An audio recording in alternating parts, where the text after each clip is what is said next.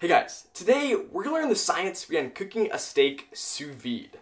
Now, if you've never heard of sous vide, it's a way to cook where the food, typically a meat, is placed inside a vacuum-sealed plastic bag, or a Ziploc bag if you're like me, and is left to soak for several hours in a bath of hot, but not boiling water.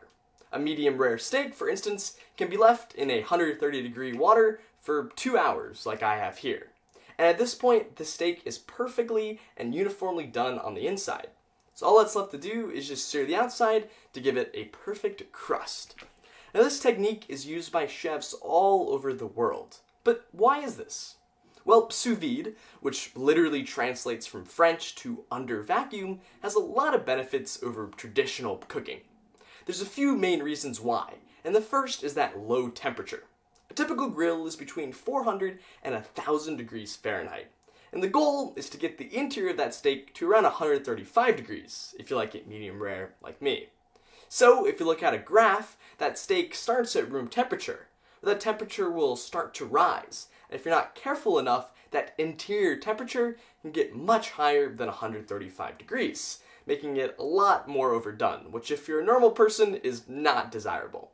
However, if you look at a graph of steak cooked sous vide, that temperature will rise just like the last one. However, it will never be able to get above the desired temperature because that water is only 130 degrees.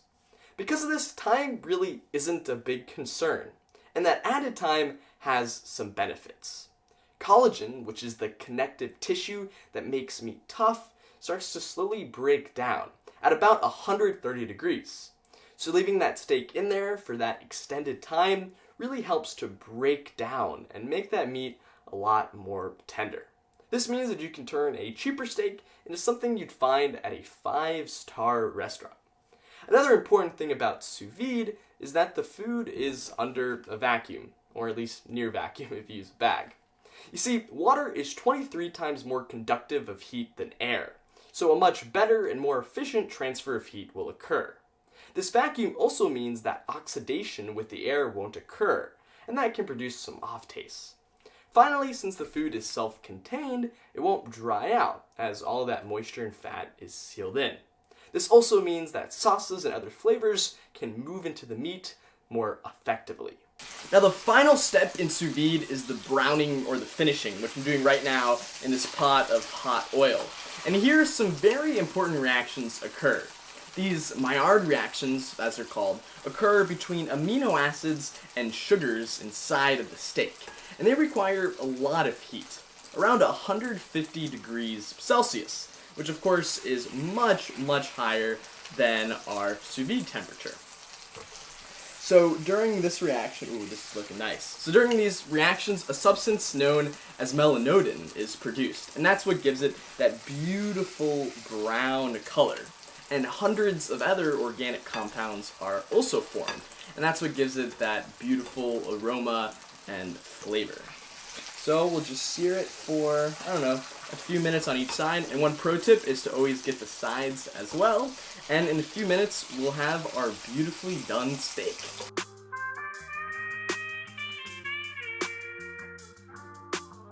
Alright, so finally we have our beautiful steak right here. So I'm going to cut right into the center of it, and I can already just feel how tender it is.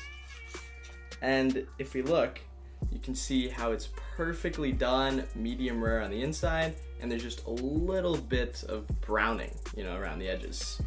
So, thank you so much for watching. If you enjoyed watching this video as much as I enjoyed creating this video, then please leave a like or subscribe.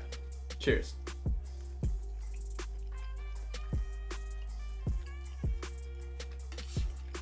This is good. Thank you.